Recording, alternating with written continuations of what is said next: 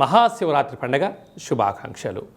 ఐశ్వర్యాన్ని ఆనందాన్ని ఇచ్చేటువంటి ఆ లయకారకుడైనటువంటి మహాదేవుడి యొక్క కృప కటాక్ష వీక్షణలు అందరిపైన ఉండాలని కోరుకుంటూ అందరికీ నిండు నూరేళ్ల ఆయురారోగ్యాన్ని ప్రసాదించాలని మనం కూడా మనసారా కోరుకుందాం.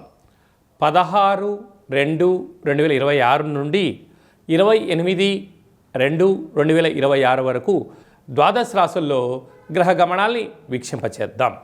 మిథున రాశిలో దేవగురు బృహస్పతి సంచార స్థితి, సింహరాశిలో కేతు సంచార స్థితి, మకర రాశిలో కుజ సంచార స్థితి, కుంభరాశిలో చతుర్గ్రహ సంచార స్థితి, రవి బుధ శుక్ర రాహు సంచార స్థితి, మీనరాశిలో శని భగవానుడి సంచార స్థితితో ద్వాదశ రాశుల్లో గ్రహ గమనాలు ఈ విధంగా ఉన్నాయి.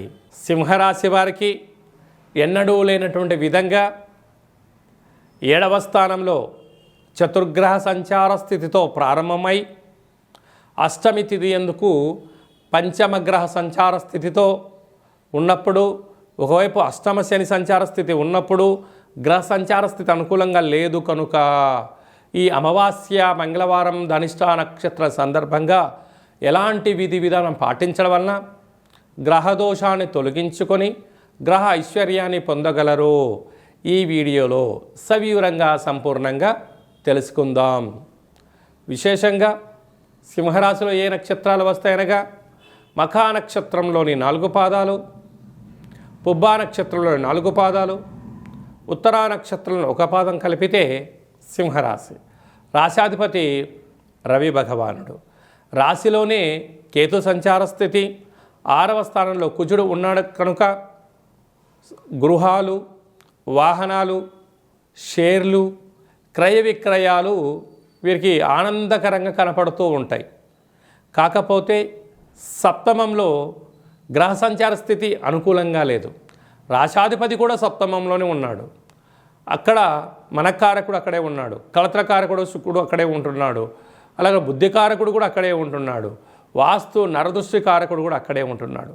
కనుక వీలైనంత వరకు దూరావాయు జల ప్రయాణాలు 17వ తారీఖున 24వ తారీఖున పెట్టుకోకపోవడం ఉత్తమోత్తంగా భావించగలగాలి.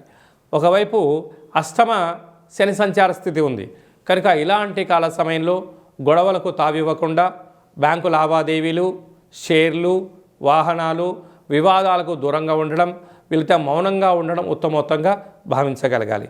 కనుక కూష్మాండ దీపంలో నువ్వుల నూనెను, కొబ్బరి నూనెను, ఆవు నూనెను వేసి దీపాన్ని వెలిగించడం వలన సకల దోషం తొలగి ఐశ్వర్యం కలిగి ఆనందంతో ఆయురారోగ్యాలుగా ఉంటారు.